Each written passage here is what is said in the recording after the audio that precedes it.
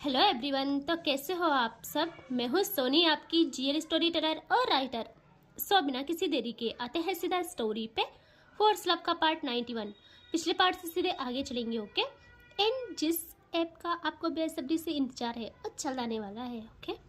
तो हमें दिखाते हैं काव्या और रूही को, जो कि कार में थे। रूही काव्य की गोदी में थी और उसके हाथ काव्य के शर्ट को जकड़े और काव्य के हाथ रूही के नेक में। एक हाथ उसका स्टीयरिंग पे था और धुआंधार किसिंग चल रही थी। यहाँ रूही को फील हो जाता है कि उसने गलत किया, शेर को खुद को सौंप के, वो भी खुद से ही, क्योंकि काव्य ने उसकी नाजुक होठों को इतना दर्द देना स्टार्ट कर दिया था कि जिसकी कोई सीमा नहीं। रूही की सांसें ऊपर नीचे होने लगती है और जब काव्य फील करती है वो खुद किस को ब्रेक करके अपने सर को पीछे सीट पर टिका लेती है और देखती है रूही को। और रूही की आंखों में इतना गुस्सा था कि वो सांसें काबू करते करते कहती है, आप ना बहुत बुरे हो। काव्य कहती है, ओके ठीक है, मैं तो बुरी ही हूँ, मैं तो किसी को भी हॉस्पिटल पहुंचा देती हूँ, इतनी ज्यादा बुरी हूँ। यहाँ रूही अगेन पप्पी सा फेस बनाती है और काव्य को कहती है, अब माफ भी कर दो ना, चाहे तो सजा दे दो।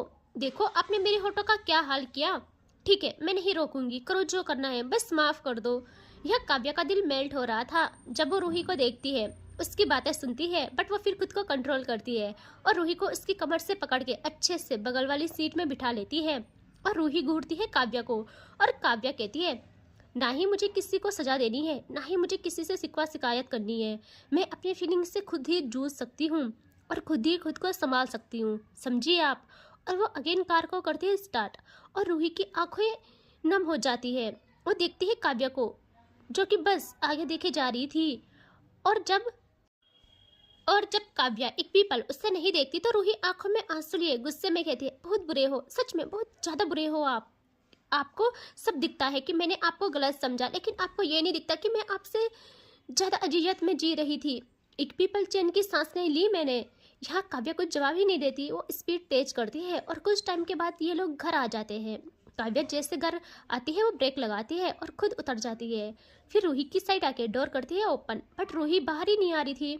वो अपने हाथ फोल्ड कर मुंह फुला लेती है और साइड में देखने लगती है।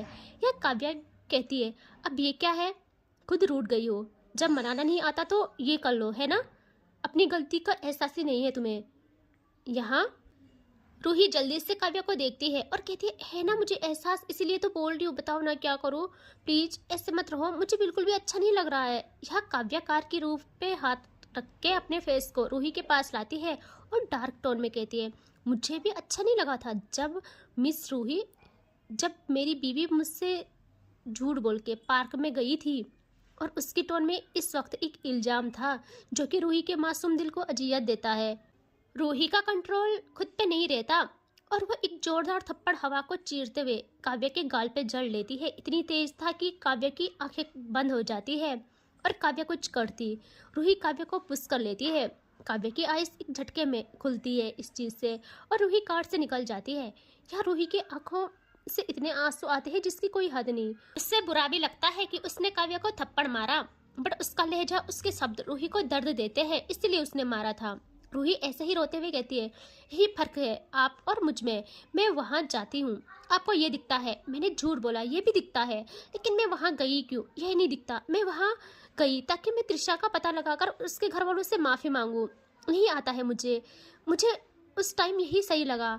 नहीं है मेरे पास आपके जितना दिमाग, नहीं जानती मैं सियासती खेल को, नहीं जानती मैं कि जब खानदानी दुश्मनी के चलते कोई चाल चलता है तो उससे कैसे निपटा जाए। मुझे नहीं आता मुझे कुछ भी। मेरे दिल दिमाग में जितना आया मैंने किया, मैं उतना ही करती हूँ। और यहाँ काव्या बस अपने गाल पे हाथ लगाए खड़ी रह जाती है, वो कुछ भी नहीं कहती। यहाँ रूही को एहसास होता है कि उसे अपने गुस्से पे कंट्रोल करना चाहिए, क्योंकि उसे सारी सिचुएशन को सही करना था। वो काम हो कि काव्य के हाथ पे हाथ रखती है जो उसके गाल पे था, ये कहते हुए कि ओके ठीक है माफ कर दो मैं। और वो बस इतना ही कहती है कि काव्या उसका हाथ हटा देती है अपने गाल से और पीछे चली जाती है 2 कदम। यहाँ रूही तो बस फ्रीज खड़ी रह जाती है। वो कुछ कहती तभी इन दोनों के कान में एक आवाज जाती है, काव्या।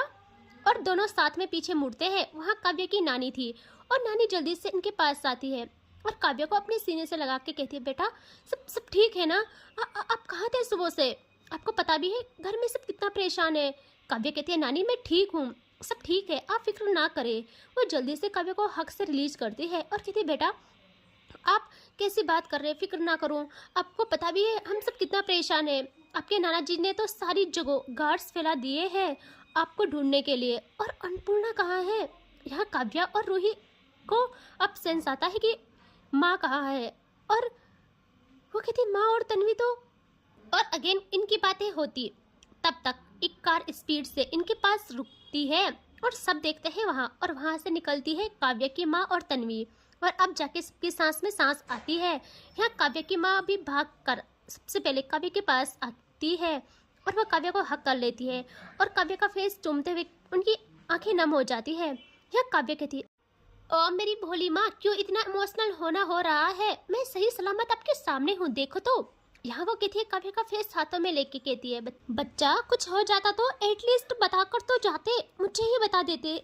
यहाँ काव्या कहती है माँ शेर को जन्म दिया है आपने, जान से खेलना शौक है मेरा।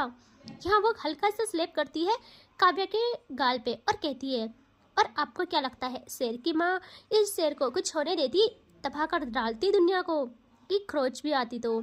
यहाँ रूही सब सुन रही थी और मन में ही कहती है सही है भाई, ये खानदानी असर है। इस खानदान में बस मैं और ससुर जी ही शरीफ रह गए, बाकी सब नेक्स्ट लेवल है। लेकिन सासू माँ आपका शेर मेरे पास आके बीगी बिल्ली बन जाता है, बाकी दुनिया के लिए आग है और मेरे लिए गंगा जल। यहाँ काव्या की नानी कहती है अब की यही रहोगे क्या? अंदर चलो, तुम्हारे नाना जी वरना पूरा गांव सर पे उठा देंगे। और वो लोग कहते हैं हाँ हाँ बिल्कुल चलिए ना। और काव्या की नानी और माँ आगे चले जाते हैं अंदर और काव्या रूही और तन्वी वहीं पे थे। यहाँ तन्वी कहती है काव्या को काव्या तुम ठीक हो ना? तो काव्या एक लुक देती है तन्वी को और कहती है काव्या जैसे भी रहे तुमसे उससे क्या, और आइंदा धोखेबाज दोस्त के साथ बात करने पे अपनी जुबान का टेस्ट खराब मत करना। यहाँ रूही को तो ये वाला मैटर पता ही नहीं था, वो बस देखती रह जाती है। और काव्या गुस्से में अंदर जाने को होती है कि रूही एकदम काव्या का हाथ पकड़ लेती है और काव्या के कदम रुक जाते हैं। यहाँ रूही कहती है क्या हो गया है? ये गुस्सा निकालना है तो मुझ पे निकालो ना, मेरा गुस्सा हर किसी पे मत निकाला करो, समझे? पता भी है आपको वो सुबह से कितना परेशान है आपके लिए। यह काव्या देखती है रूही को और कहती है परेशान थी वो मेरे लिए? किसने कहा था बताओ? उससे ये दिखावा करने को किसने कहा था? तुम उससे समझा दो, जो इंसान घिरा हुआ होता है, जो इंसान दोस्त की गर्लफ्रेंड को बिस्तर तक लाता है, उसके साथ शरीफ और ईमानदार लोग बात नहीं किया करते, समझे? और तुम रूही, आई नो मैं तुम्हें बहुत प्यार करती हूँ, खुद से ज़्यादा, लेकिन तुमने जो किया दिल को अजियत दी है मेरे, मैं उससे भूल नहीं सकती हूँ, इतनी आसानी से तो बिल्कुल भी नहीं। यह रूही काव्या का शर्ट ग्रेप करके आंखों में आग लिए गई थी। अच्छा अगर नहीं किया माफ़ तो वहाँ बचाया क्यों? क्यों मेरे लिए इतना तड़पे? मरने देते ना, मारने देते उन लोगों को मुझे। यहाँ काव्या की रूह पे मानो किसी ने तमाचा गड़ा हो और डार्क वॉइस में कहती है मेरा प्यार मेरी तरफ, मेरा जुनून, मेरा पागलपन सब एक तरफ है रूही, और मेरा तुमसे ये वाला गुस्सा एक तरफ, समझी? और वो ये कहते हुए रूही का हाथ अपने शर्ट से हटा के जाने लगती है अंदर। यहाँ तन्वी गुस्से में कहती है अबे समझती क्या है खुद को, इतने तेवर मुझे मत दिखाया कर, समझी? और काव्या कुछ सुनती ही नहीं, वो अंदर चली जाती है। यहाँ तन्वी रूही के पास आके कहती है कि भाभी जी आप ठीक हो ना? आप ना उसके बात का बुरा मत माने, देखा नहीं मुझे ही कितना सुना दिया, आप उसे मनाइएगा बस, ठीक है? वो मान जाएगी, पागल है आपके लिए, मुझे इतना पता है, एक भी पल आपके बिना नहीं रह पाएगी, आई नो वेरी वेल। यह रूही कहते हैं लेकिन वो आपसे गुस्सा क्यों थे? तन्वी कहती है कुछ नहीं भाभी जी, आप फिलहाल उसे मनाने पे फोकस करें और चलिए अब। और वो लोग भी अंदर आ जाते हैं। यहाँ हॉल में सारी बातें सॉल्व हो गई थी और रूही और तन्वी भी आ जाते हैं, सब लोगों से मिलते हैं, बात सॉल्व हो जाती है। बट कहीं भी राहुल का जिक्र नहीं आता, काव्या भी नहीं करती, उसके मन में कुछ और चल रहा था, वो ऐसे तो राहुल को छोड़ने से रही। और रूही ना जल्दी से कहती है सुनिए मैं आज खाना बनाती हूँ।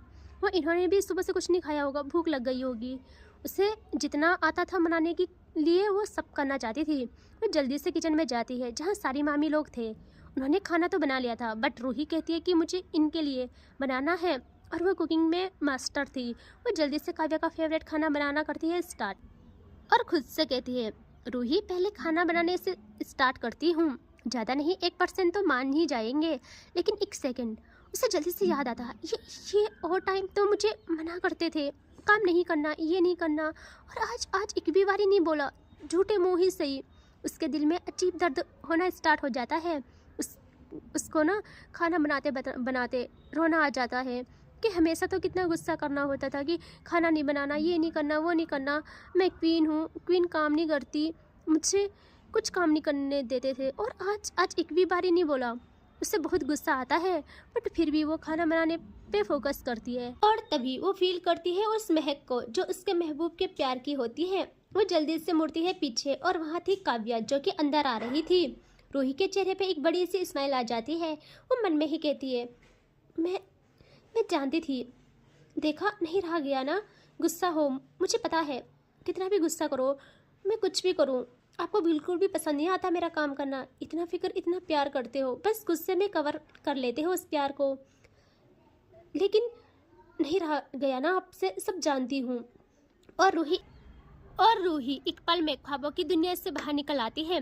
जब वो देखती है काव्या सीधा फ्रिज के पास आके उसे ओपन कर पानी की बोतल ले लेती है, और रूही देखती रह जाती है, और वो रूही को देखती भी नहीं, वो पानी पी लेती है और फिर बोतल वहीं रख के बाहर जाने लगती है। और रूही वहीं पे फ्रीज, उसके मासूम से चेहरे की रंगत उड़ जाती है, उसके आंसू बेतहासा गिरते हैं, और रूही को इतना गुस्सा आता है कि वो गुस्से में हाथ में रखे बाउल को फेंकती है जमीन पे, और उसकी आवाज़ से भी काव्या नहीं रुकती। और फिर दिखाते हैं सब लोगों को, अब खाने के लिए आ जाते हैं सब। रूही जल्दी से काव्या के लिए खुद खाना सर्व करने लगती है, बट काव्या देखती भी नहीं रूही पे, वो खाना खा रही थी। रूही तो उसके बगल ही थी बैठी, और ना वो बहुत परेशान हो जाती है। उसे काव्या का यूं उसे इग्नोर करना अच्छा नहीं लग रहा था।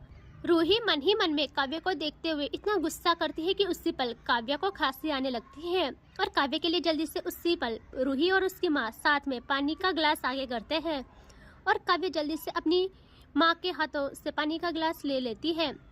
और रूही का माथा खराब, माँ के हाथों से पिया इसीलिए नहीं, बल्कि रूही को सताने के लिए पिया इसलिए, और वह ना गुस्से में उस गिलास को काव्या के सामने पटक देती है। यहाँ काव्या पे मानो आज कोई असर ही नहीं हो रहा था, और वह जानबूझ के कहती है, माँ सुनो ना। उसकी माँ कहती है, हाँ बच्चा बोलो। वो कहती है, माँ मुझे ना आज ये खाना नहीं खाना है। और काव्या की माँ समझ गई थी कि रूठना मनाना चल रहा है, वो समझ जाती है। काव्या की माँ कहती है, लेकिन क्यों बच्चा, बहू ने कितने प्यार से बनाया है, चुपचाप खा लो। काव्या कहती है, माँ लेकिन मेरा सच में मन नहीं है, प्लीज ना माँ, आप ये वाला दो ना, मामी जी ने बनाया है जो। मामी जी आप कितना अच्छा खाना बनाते हो, वर्ल्ड में बेस्ट खाना सिर्फ आप ही बनाते हो, बाकियों के हाथ में वो जायका कहाँ। यह सब लोग हंसते हैं, और रूही के दिल में जो आग लग रही थी वो नेक्स्ट लेवल थी। यह काव्या की माँ जल्दी से काव्या का कान पकड़ती है, और काव्या कहती है, आउच माँ, ये क्या कर रहे हो आप। यह वो कहती है, बेटा सब समझ रही हूँ मैं, मामी के हाथों में वर्ल्ड का बेस्ट जायका है ना, कल तक तो किसी और के हाथों में दुनिया का सबसे बेहतरीन जायका था।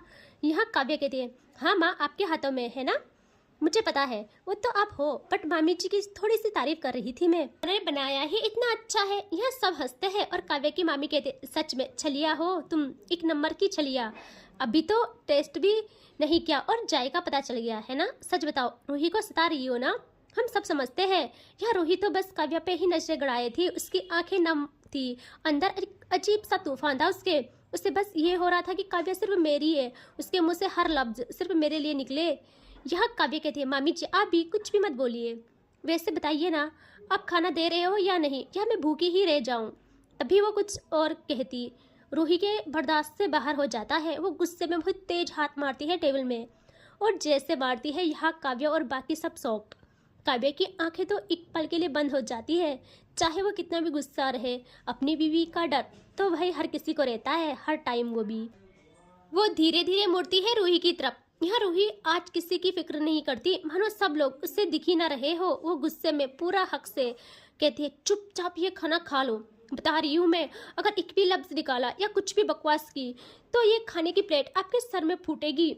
और काव्या शॉक्ड कि भाई क्या हो गया आज इसे। यहाँ रूही कहती है, आपने सुना नहीं मैंने क्या बोला, मुझे ऐसे देखना बंद करो और चुपचाप खाना खाओ। काव्या के हाथ कांप जाते हैं, वो लड़खड़ाती हुई इसमें कहती है, खा रही हूँ ना। रूही इसमें इतना गुस्सा करने की क्या बात है, मैं तो इसीलिए बोल रही थी क्योंकि मेरा मन नहीं था। यार रूही कहती है, आपको समझ नहीं आ रहा मैं क्या बोल रही हूँ, चुपचाप खाना खाओ।